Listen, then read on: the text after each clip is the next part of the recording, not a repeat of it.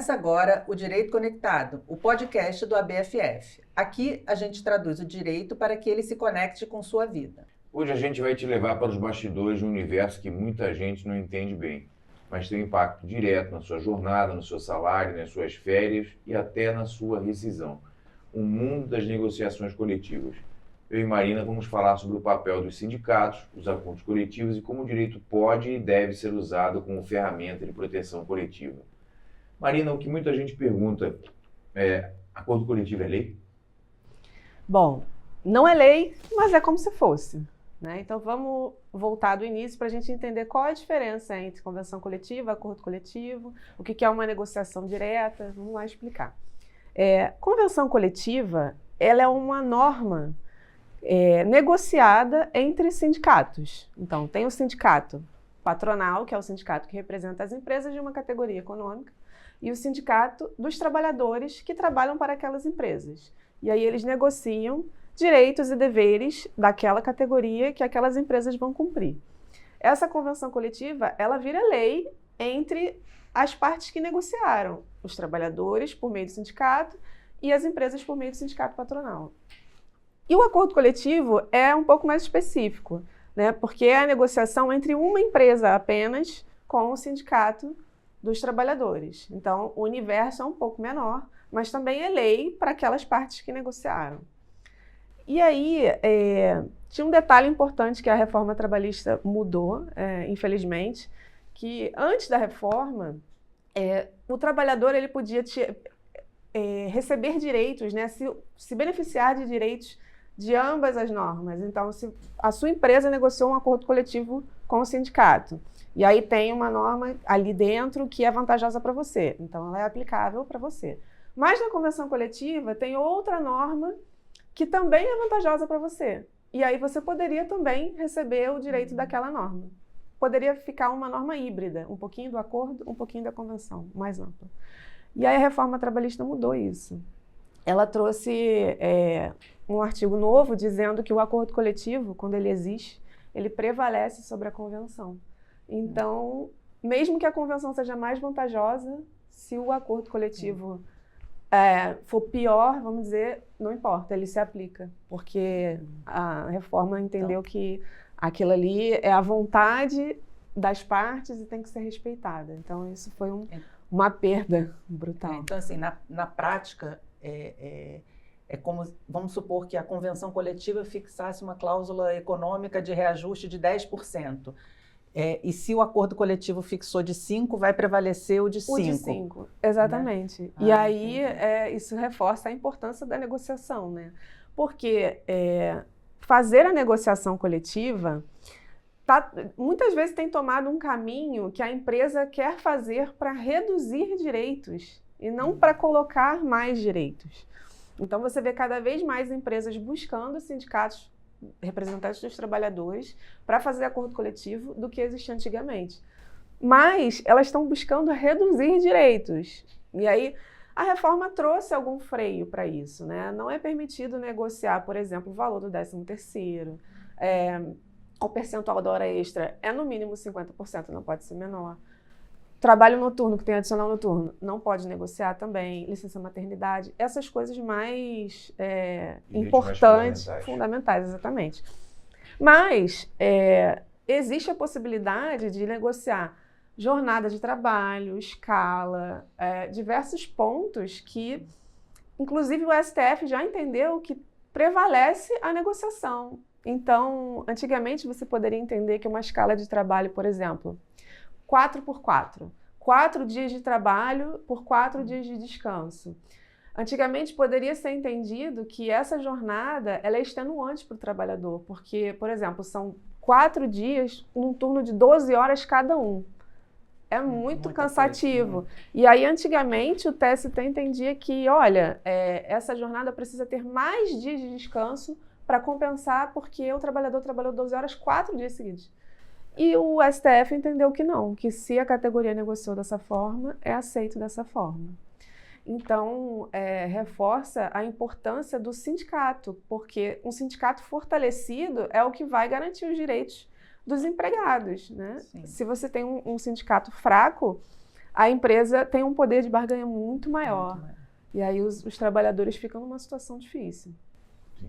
Então, Marina, a gente está vendo assim que pós-reforma, né, trabalhista é extremamente importante a questão da negociação coletiva, né, porque tem esse entendimento de que o negociado ali tem hoje uma relevância, né, muito grande, mas eu tenho visto também muito, né, a despeito de toda a questão que surgiu com o fim da contribuição sindical, né, que enfraqueceu financeiramente os sindicatos, mas os sindicatos têm conseguido se reorganizar, né, e iniciado, né, um trabalho também que faz frente ao lobby das empresas no Congresso, né? A gente tem visto muito isso nos sindicatos que a gente atua, um trabalho mais organizado, né, das federações, dos sindicatos, na busca pela proteção dos direitos, né, porque esse lobby é contínuo, as empresas o tempo inteiro trabalham, né, no Congresso e elas têm um poder muito forte, né, um poder econômico que os sindicatos não têm, para fazer com que se reduzam os direitos, né? Eles não estão satisfeitos com a redução que já veio com a reforma trabalhista, que foi enorme, né? A redução de direitos foi brutal, né? Mas os sindicatos têm iniciado, né? E têm com isso conseguido, de alguma forma, reverter, né, leis que, enfim, foram prejudiciais, né, logo após a reforma trabalhista, a gente viu, né, um lobby muito grande e muitas leis ou normas correlatas aí ao direito do trabalho, específicas para determinadas categorias, piorando ainda mais, né? Piorando ainda mais esses direitos, né? E agora, finalmente, a gente consegue ver, né, uma melhora nesse cenário, uma reorganização das forças, né, de poder aí. Lógico que o sindicato tem, né, um trabalho árduo, né, porque você lutar contra o capital não é nada, nada fácil, né? Não é nada fácil enfim, eu vejo assim com certo alívio, né, esse novo movimento, essa nova reorganização. Acho que após esse susto, esse baque inicial, e também de alguma forma eu vejo um pequeno movimento ainda, né, da categoria percebendo um pouco uma mudança nessa percepção da importância do sindicato, né? Ainda pequena, a gente sabe que ainda existe um preconceito, ainda existe uma visão deturpada do que é o papel do sindicato. E aí, Mauro, eu queria, assim, que eu acho que é importante, nós que trabalhamos muito, né, em jurídico de sindicato, que você falasse um pouco mais, né, como é que tem sido esses anos todos que a gente tem trabalhado, que o escritório tem trabalhado como assessoria jurídica do sindicato, prestando esses serviços, a importância, o que a gente já conquistou nesses anos todos, né, de trabalho, tanto coletivamente quanto em questões individuais. É interessante quando você começou a falar a respeito de exemplos que a gente teve ao longo desses anos, e são inúmeros, assim, de atuação, da importância da atuação do sindicato. Eu me lembro aqui especificamente de 2 casos, né? Vivemos tempos conturbados recentemente na nossa história, né? E o sindicato que nós advogamos teve uma atuação muito contundente contra a demissão arbitrária de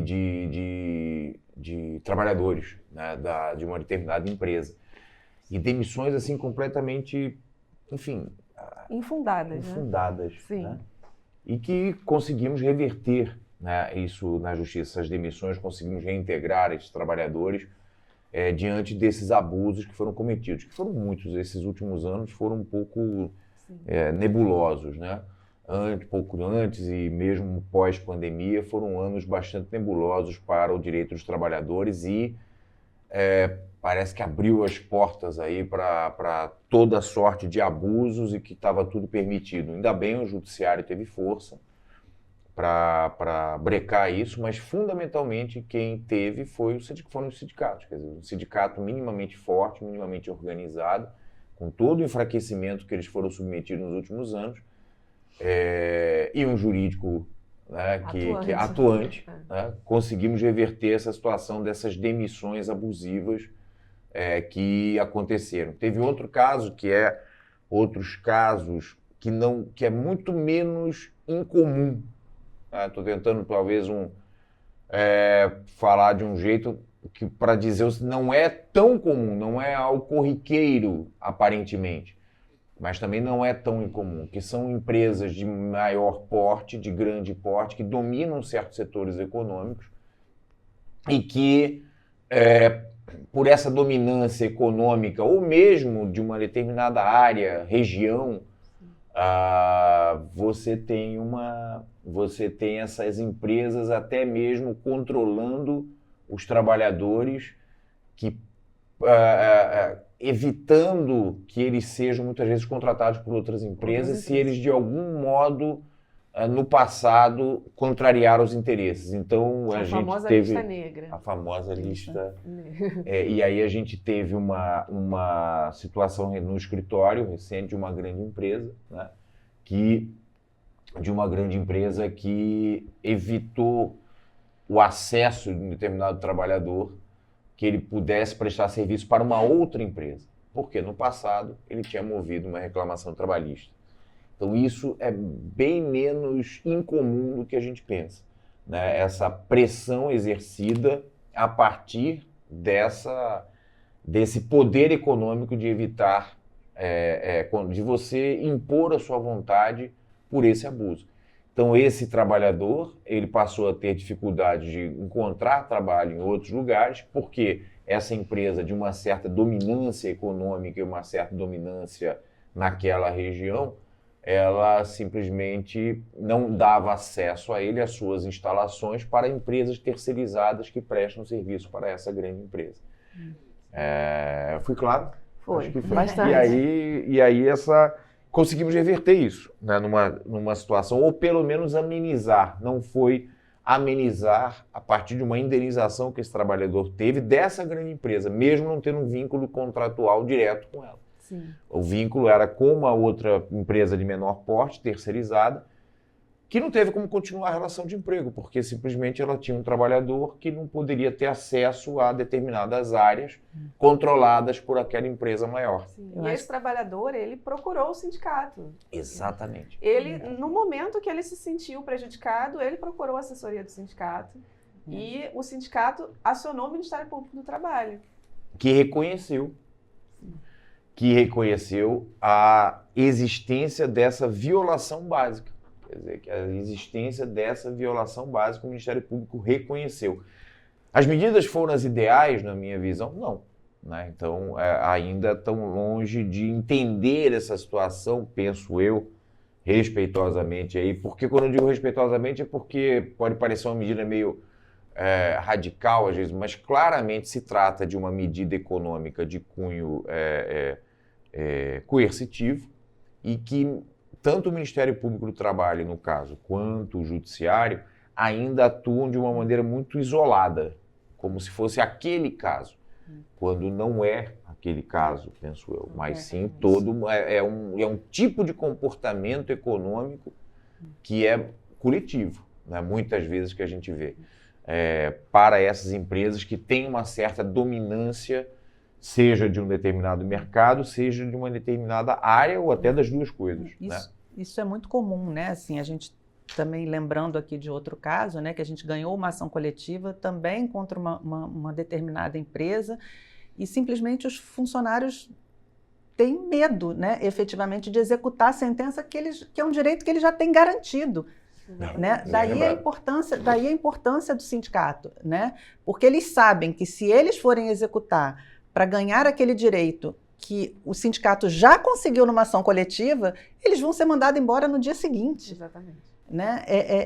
Isso é muito comum, isso a gente vê muito, né? No dia a dia. Eu vejo assim, eu converso, né? Eu não sou da área trabalhista, mas eu converso muito com Marina e Mauro, né? Sobre essas questões, e esse caso me chamou muita atenção. É emblemático. É emblemático. Nesse né? caso, o próprio judiciário já garantiu que a execução fosse feita pelo sindicato para haver uma distribuição do valor, né, daquele direito para os trabalhadores. Mas mesmo assim, mesmo a execução sendo feita coletivamente, não com o nome individual de cada um, houve uma resistência, um medo, e aí é aquele trabalho do sindicato para conscientizar as pessoas. Mas é um caminho muito longo para percorrer.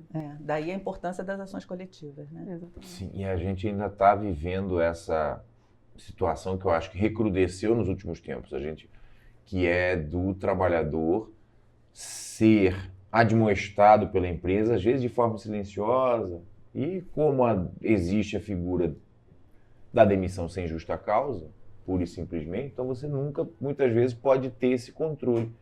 Mas seguramente você tem uma baixa sindicalização no Brasil, não só muitas vezes pela perda de credibilidade dos sindicatos ou por esse mundo que a gente vive muito individualista, PJ, tudo isso também, isso provavelmente é verdade também, mas compõe esse cenário, inegavelmente, compõe esse cenário o fato das empresas efetivamente atuarem de um modo a coibir a sindicalização de forma silenciosa, fazendo a demissão dos trabalhadores que são sindicalizados, exercendo essa pressão. Então isso acho que é muito claro também, né, que dificulta até a atuação do sindicato. Quer dizer, você parecer ligado ao sindicato é uma coisa que vai te prejudicar. Exatamente. Até um exemplo sobre isso recente. Um dirigente sindical de uma determinada empresa, ele precisa ser liberado do trabalho para participar da reunião diretiva do sindicato, né? Ele faz parte da direção. E aí o sindicato envia um e-mail à empresa comunicando que existe uma reunião diretiva no dia tal e o empregado, que é dirigente, precisa da liberação. Veja bem, a empresa não paga por esse dia. Tá? A lei, a CLT, determina que não é obrigatório pagar a remuneração para o dirigente sindical quando ele está à disposição do sindicato. A empresa paga se quiser. E essa empresa, ela realmente desconta o dia do trabalhador. Só que nesse determinado mês, aconteceram 2 reuniões diretivas. Pois o jurídico da empresa foi questionar o sindicato por qual razão estavam sendo feitas 2 reuniões. E aí é uma situação que chega a ser um pouco cômica, porque a empresa quer questionar ao sindicato por que ele está fazendo 2 reuniões diretivas no mês. Porque não pode liberar o trabalhador, porque talvez 2 reuniões demonstrem um sindicato mais fortalecido. Não sabemos o que passa na cabeça dessa empresa. Né? Pois é, e aí nós, como assessoria jurídica, nós respondemos. A solicitação foi feita com antecedência razoável. É uma empresa grande que tem condições de substituir o trabalhador naquele dia. E tudo foi resolvido. Mas isso demonstra essa situação de pressão. De pressão. Exatamente. São pequenas pressões diárias contra né? o trabalhador. Não contra o sindicato. O sindicato ele é enfraquecido pela baixa mobilização dos trabalhadores. Mas aí é a pressão que você faz sobre o trabalhador.